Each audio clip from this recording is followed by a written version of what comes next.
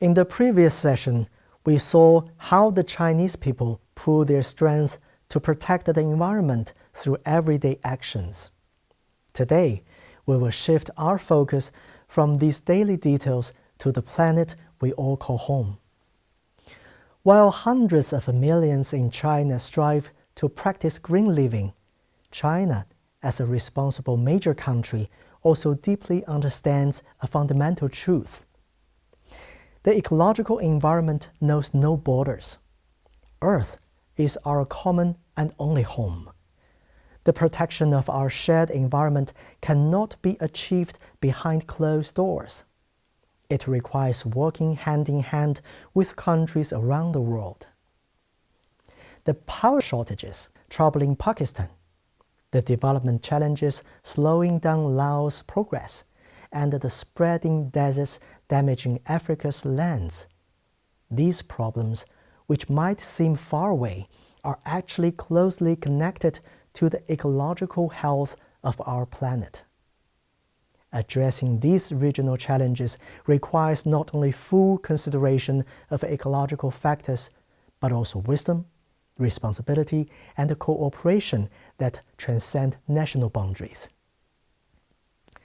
Therefore, we see China not only building an ecological civilization at home, but also actively engaging in global environmental efforts. China chooses to use concrete actions to transform its explorations and experiences on the path of green development into a green contribution to share with the world. This comes from a deep concern for our shared future and a simple belief: only when everyone does well can we truly prosper. Next, I want to share 3 stories to show you how China is contributing China's solutions and China's strengths to the international community to address shared environmental challenges. Within these stories lies China's determination and action to promote the building of a community of all life on Earth and jointly create a clean and beautiful world.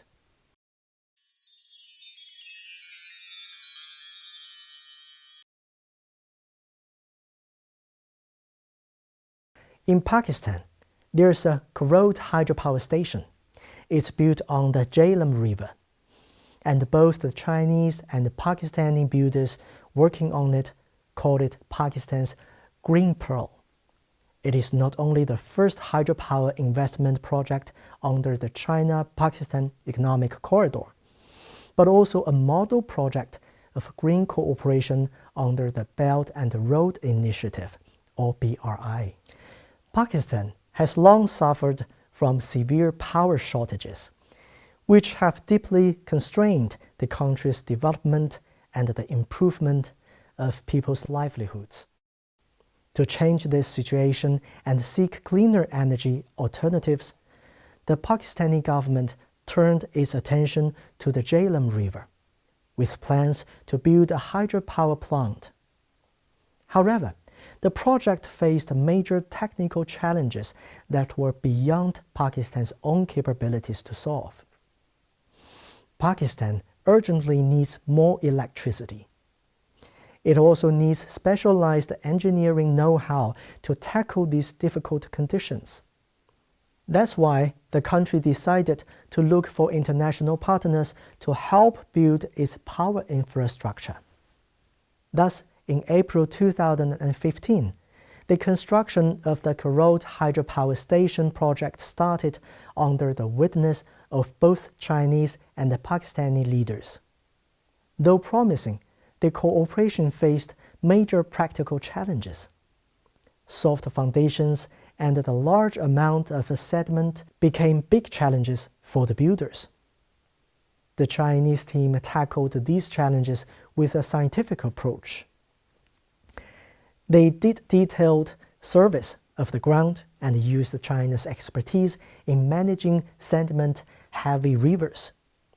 They also used sophisticated engineering solutions to ensure the reservoir could work for a long time and produce power efficiently. Most impressively, the Karod project prioritized green ecological protection at every stage, from design to completion. Long before the construction started, the project team created a detailed ecological protection plan. This included fish service by experts who designed protective measures, along with no fishing signs during construction. Crucially, to protect aquatic life, special gates were built into the spillway to ensure the Zhejiang River always maintains a minimum downstream flow, even when all power generators are offline. The construction process was eco-friendly. The team minimized the project's footprint through compact site design and smart planning, significantly reducing its impact on the land. They also recycled resources effectively. Most of the dam fill came directly from the rock they dug up right there at the site, so no new quarries were needed. Additionally, smart monitoring systems precisely controlled the concrete's temperature and compaction. This saved water, electricity, and energy.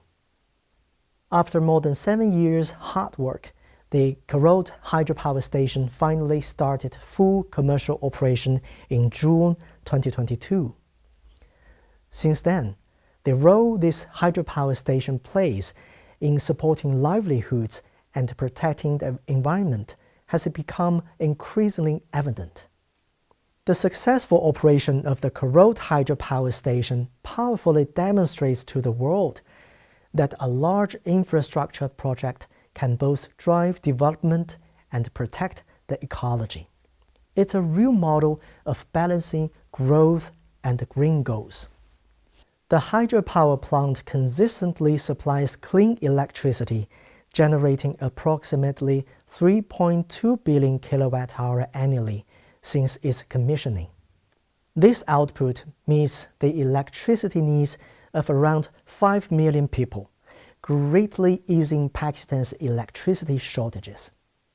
At the same time, all that clean energy means saving about 1.6 million tons of coal every year and cutting carbon dioxide emissions by roughly 4 million tons. That's a real contribution to the global carbon neutrality goal.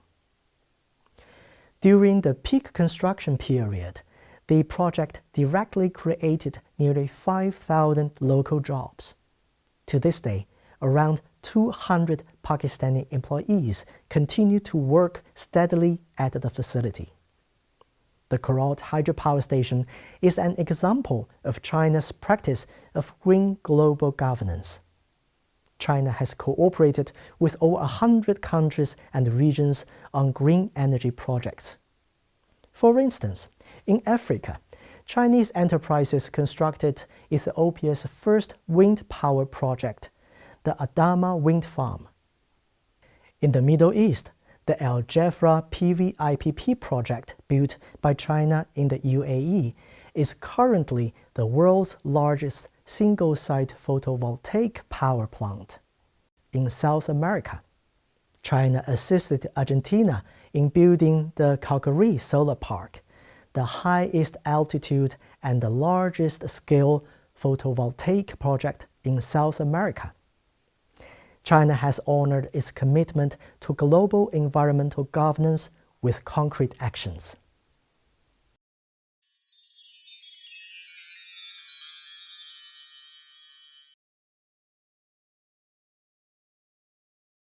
Next, I'd like to introduce you to the China-Laos Railway.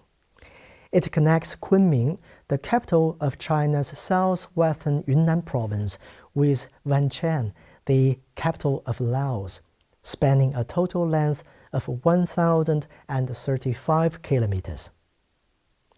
Laos is the only landlocked country in Southeast Asia. In the past, it only had a single 3.5-kilometer railway connecting it to the Thai border. This made transportation very difficult and thus limited economic development. Therefore, transforming from a landlocked country to a land-linked country became a deeply cherished dream of the Lao people. However, building a modern railway through the steep mountains and dense tropical rainforests along the China-Laos border presented enormous challenges. It was in this setting that cooperation between China and Laos took shape. This railway became a key project that connects China's Belt and Road Initiative, or BRI, with Laos' own national development goals. Full construction of the China-Laos Railway started in December 2016. The challenges the builders faced during construction were some of the most difficult in modern engineering. Media described the railway as either tunneling through mountains or soaring above valleys, like building inside a geological museum due to complex geology. Bridges and tunnels alone extend 712 kilometers, making up 76.5% of the line. The most representative among these is the Yuanjiang Super Major Bridge over the Yuanjiang River. This bridge is about 832 meters long, with pier number 3 reaching a height of 154 meters, equivalent to a 50-story building. Even without the train, the pier base must bear about 150,000 tons. Furthermore, the geological formation at the pier base is fragile and complex. The builders overcame this through a pioneering hollow design that greatly cut pier weight while meeting load standards. Guo Huiming, construction director at China Railway Kunming Group, noted, "This domestically innovated technique delivers a China solution for bridges in complex terrains." Ecological protection was a key priority at every stage of the railway project: planning, designing, construction, and operation. The Kunming-Vanqian Railway runs through areas where more than 80% of the land is covered by forests, including known habitats of wild Asian elephants. To reduce impact on the environment, designers evaluated over 60 possible routes spanning more than 14,000 kilometers.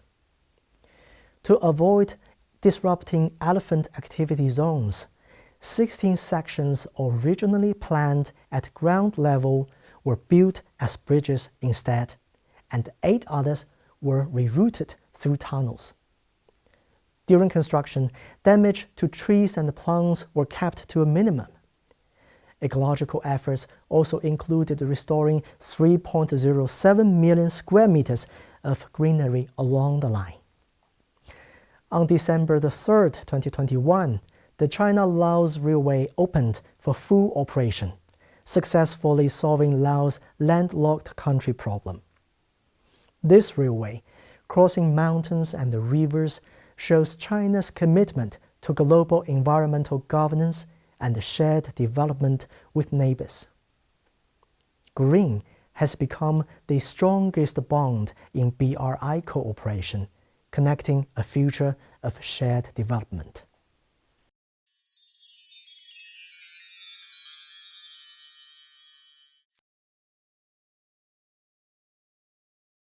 Let's turn to Africa to see how China is bringing hope to the fight against desertification through the Green Great Wall built jointly with African people. Africa, this vibrant continent, faces the world's most severe threat of desertification. UN Environment Programme data shows that roughly 45% of Africa's land is affected by desertification, with over half at risk of further degradation. To stop the southward advance of the Sahara, the world's largest desert, and to protect the fragile ecosystems and the communities of the Sahel, African nations launched the Great Green Wall for the Sahara and the Sahel initiative in 2007. Its original goal was to create a huge green wall 7,700 kilometers long and 15 kilometers wide across the continent south of the Sahara. Today, over 20 countries and organizations have joined the initiative. Its goals are to restore 100 million hectares of land, sequester 250 million tons of carbon, and create 10 million green jobs by 2030. Significant progress has been made over the years. However, challenges like climate change, funding shortages, technological gaps, and coordination difficulties have combined, making the Great Green Wall's construction face significant challenges. Cooperation with China has greatly supported African nations' fight against desertification. Lei Jiaqiang, a researcher at the Zhejiang Institute of Ecology and Geography, Chinese Academy of Sciences, said, "China is a country severely affected by desertification, but it is also a strong country in combating desertification. For decades, China has fought desertification in its north by creating a huge green wall. This work has not only reversed the spread of deserts, but also allowed China to meet the UN's land degradation neutrality target ahead of schedule. China has created a model that can be replicated, scaled up, and transferred to other places." Despite the severe challenges facing the African Green Great Wall, Lei said, "China's experience shows this battle can be won." In September 2017, the Xinjiang Institute of Ecology and Geography of the CAS introduced China's desertification control experience to Africa to address the region's most urgent needs. The project best embodying China's contribution is undoubtedly the Sino-Africa Green Technology Park, located about 70 kilometers east of Mauritania's capital, Nouakchott, on the edge of the desert. Inside this 4-hectare park, you will see something remarkable. There are checkerboard straw barriers and upright sand barriers, all designed to combat shifting sand. Under the scorching sun, arrays of blue solar panels are used to power the water pumps. Smart drip irrigation systems deliver just the right amount of water directly to each plant's roots. And there are even sensors buried in the sand, monitoring soil conditions in real time. On extremely hot sand, where temperatures often near 45 degrees Celsius and almost nothing grew, various vegetables and fruit seedlings now grow very well. Mohamed Isomou, the park's irrigation technician, looked at the scene excitedly and exclaimed, "I never imagined I could grow vegetables in the desert." China's support goes far beyond sharing technology. The project has trained 45 local technicians in greening techniques and created 120 jobs for the local community. With China's help, Mauritania has successfully fixed 100 hectares of mobile sand dunes, with 4 hectares turning from shifting dunes into sustainable small oases. Seedlings planted in the park under careful care achieved a survival rate of over 90%. Sino-African cooperation extends further. With the help from Chinese experts, Ethiopia developed their own model to restore degraded grasslands and control invasive bushes. In Nigeria, China helped control wind damage in Kano State. Besides these projects, China shares desert fighting techniques with Africa through training, international forums, and joint research centers.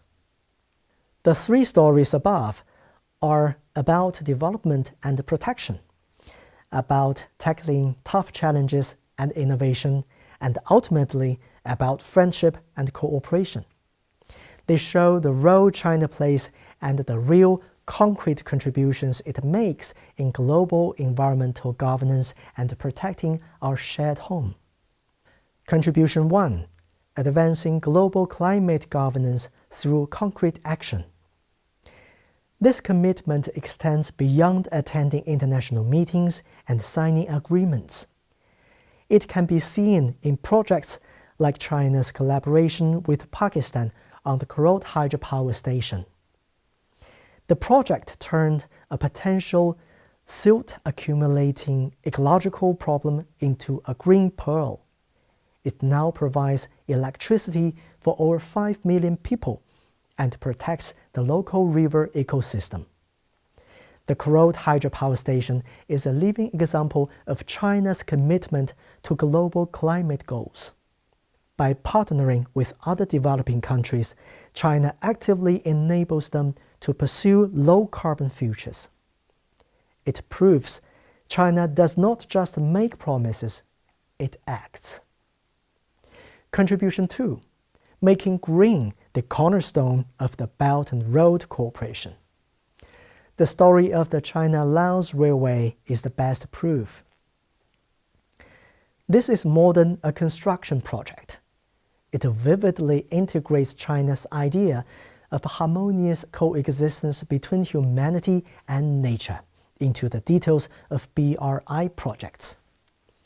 In recent years, the Chinese government has made continuous efforts to drive green development under the Belt and Road Initiative. It has established the BRI International Green Development Coalition and a big data platform for environmental protection. It has also formulated the Green Investment Principles. Additionally, China has trained tens of thousands of green professionals from partner countries. Contribution 3. Providing practical solutions and experience for the world's environmental challenges. Facing global challenges, no country can respond effectively alone. Cooperation is essential. Africa's Great Green Wall Initiative shows how China's experience benefits the world. China also actively participates in various global environmental organizations and forums, including the Convention on Biological Diversity meetings, the Convention on Wetlands conferences, the G20, and the Forum on China-Africa Cooperation. It shared experience, coordinated action, and jointly set rules on those platforms. The clean energy in Pakistan, the eco-friendly railway on the China-Laos border, and the emerging green patches in Africa's deserts. These stories all point to one truth: promoting green development and building an ecological civilization is a shared cause for all humanity. China is showing with real actions that it's not just a participant, but a key contributor to the global ecological civilization. China believes in multilateralism and is working hard to help build a global framework for ecological governance based on extensive consultation, joint contribution, and shared benefits. We deeply understand that protecting our planet, this only home we have, concerns the future of every one of us, and it requires the joint efforts of all countries on Earth. This sense of responsibility and commitment is China's answer to environmental issues on the global stage. So, what do you think is the key to achieving efficient and mutually beneficial cooperation among different countries in tackling global environmental challenges? I'm looking forward to hearing your thoughts.